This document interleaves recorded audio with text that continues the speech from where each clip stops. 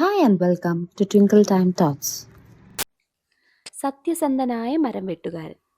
ഇത് സത്യസന്ധതയുടെ പ്രാധാന്യം മനസ്സിലാക്കി തരുന്ന ഒരു കഥയാണ്. പണ്ടൊരിടത്ത് ഒരു മരം വെട്ടുകാരൻ ഉണ്ടായിരുന്നു. കാട്ടിൽ നിന്നും വിറകു വെട്ടി വിറ്റ് കിട്ടുന്ന കാശ് കൊണ്ടായിരുന്നു അയാളും കുടുംബവും ജീവിച്ചിരുന്നത്. ദിവസവും രാവിലെ ഉണർന്ന് ആ മരം വെട്ടുകാരൻ അടുത്തുള്ള കാട്ടിൽ പോയി വിറക് വെട്ടിക്കൊണ്ടുവരും. എന്നിട്ട് ചന്തയിൽ കൊണ്ടുപോയി വിൽക്കും. അങ്ങനെയായിരുന്നു അയാൾ ഓരോ ദിവസത്തെയും ആഹാരത്തിനുള്ള വക കണ്ടെത്തിയത്.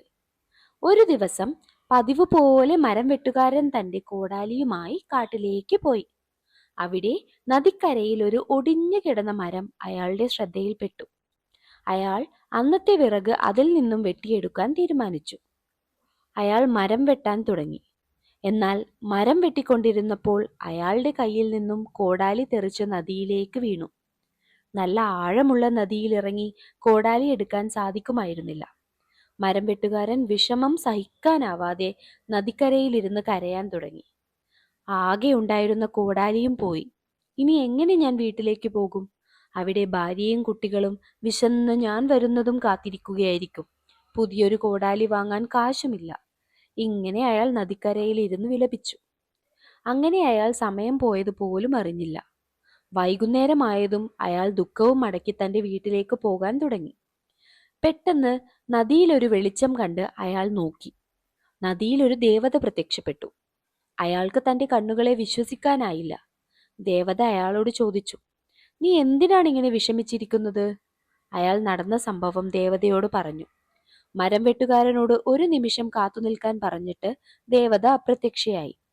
അയാൾ ദേവതയെയും കാത്ത് ആ നദിക്കരയിലിരുന്നു. ദേവത മടങ്ങി വന്നത് കയ്യിലൊരു സ്വർണ്ണക്കോടാലിയുമായിട്ടായിരുന്നു. ആ സ്വർണ്ണക്കോടാലി ദേവത മരം വെട്ടുകാരന് വച്ചു നീട്ടി.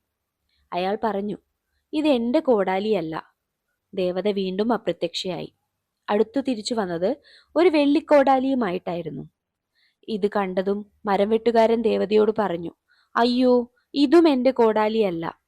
ദേവത വീണ്ടും അപ്രത്യക്ഷയായി. ഇത്തവണ തിരിച്ചു വന്നപ്പോൾ കയ്യിലൊരു ഇരുമ്പ് കോടാലിയായിരുന്നു. ഇത് കണ്ടതും മരം വെട്ടുകാരൻ സന്തോഷം കൊണ്ട് തുള്ളിച്ചാടി. "ഇതെന്റെ കോടാലിയാണ്, ഇതെന്റെ കോടാലിയാണ്," അയാൾ ഉറക്കെ വിളിച്ചു പറഞ്ഞു. അയാളുടെ സന്തോഷം കണ്ട ദേവത ആ 3 കോടാലിയും അയാൾക്ക് നൽകി. എന്നിട്ട് ഇപ്രകാരം പറഞ്ഞു, "ഇത് നിന്റെ സത്യസന്ധതയ്ക്കുള്ള സമ്മാനമാണ്. ഇത് 3ഉം നീ സ്വീകരിക്കൂ. എന്നിട്ട് നിന്റെ ജീവിതം കൂടുതൽ മികച്ചതാക്കൂ. നിനക്ക് നല്ലത് വരട്ടെ." ഇതും പറഞ്ഞു ദേവത അപ്രത്യക്ഷയായി. മരം വെട്ടുകാരൻ തനിക്ക് കിട്ടിയ 3 കോടാലിയുമായി വീട്ടിലേക്ക് മടങ്ങി. അയാൾ തന്റെ ജീവിതം കൂടുതൽ മെച്ചപ്പെട്ട രീതിയിലാക്കി. ഒരുപാട് കാലം തന്റെ കുടുംബത്തോടൊപ്പം സന്തോഷത്തോടെ ജീവിച്ചു. ഗുണപാഠം: നമ്മൾ എപ്പോഴും സത്യസന്ധരായിരിക്കണം. സത്യസന്ധതയ്ക്കുള്ള പ്രതിഫലം എല്ലായ്പ്പോഴും ലഭിക്കുക തന്നെ ചെയ്യും. Thank you for watching.